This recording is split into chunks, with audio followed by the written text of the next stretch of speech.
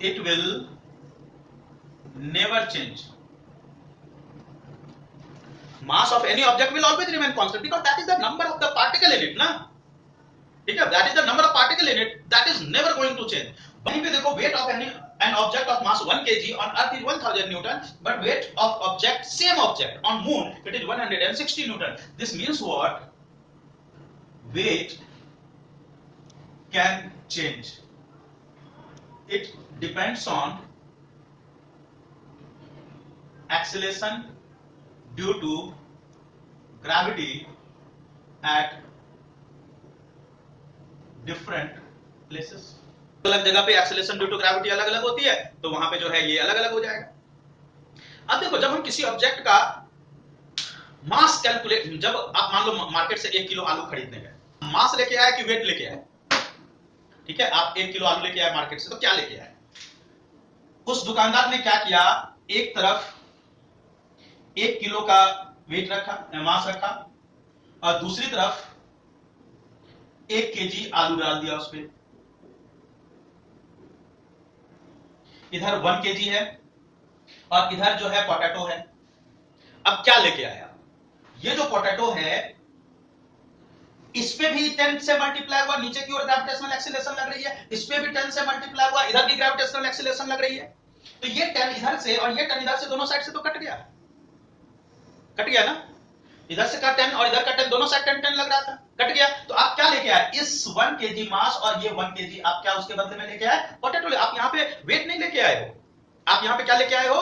1 KG लेके आए हो। क्यों? क्योंकि दोनों तरफ जी की वैल्यू लग रही है, इधर भी और इधर भी, यहाँ पे भी लग रही है ना। इस ये जो बटखरा रखा है उसके ऊपर जो लोहे का वो होता है, वेट होता है, वहां पे जो भी 10 केजी लग रही है, 10 से मल्टीप्लाई हो रही है, यहाँ पे 10 से मल्टीप्लाई हो रही है, दोनों ओर लग रही है, तो दोनों ओर से 10 10 कैंसिल हो जाएगा।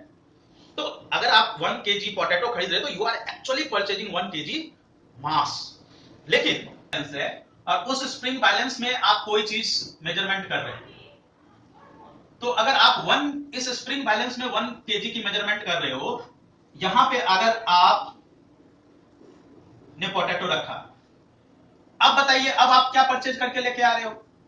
यहां पे तो कैंसल आउट नहीं हुआ ना, यहां पे तो कैंसल आउट नहीं हुआ। दिस मींस इन स्प्रिंग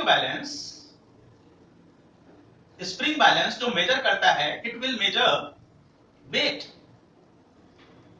लेकिन एक बीम बैलेंस जो है, beam balance will measure mass.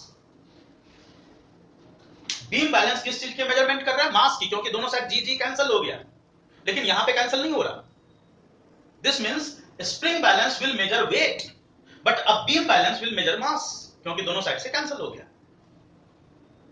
Clear?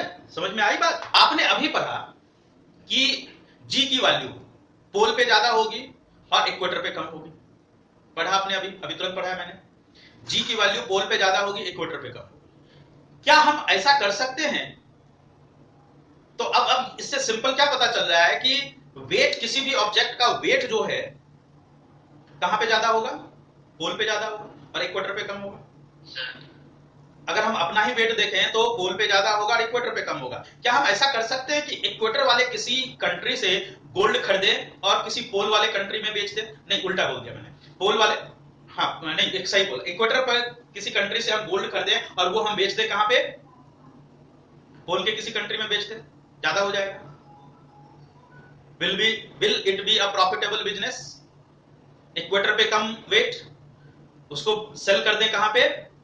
पोल के किसी कंट्री में। बोलो। गोल्ड का वेट बदलेगा सर, मास सेम रहेगा गोल्ड। एग्जैक्टली गोल्ड का वेट बदलेगा ना, बट हम लोग तो क्या परचेज करते हैं? मास परचेज करते हैं ना, गोल्ड की मास परचेज करते हैं, गोल्ड का वेट नहीं परचेज करते।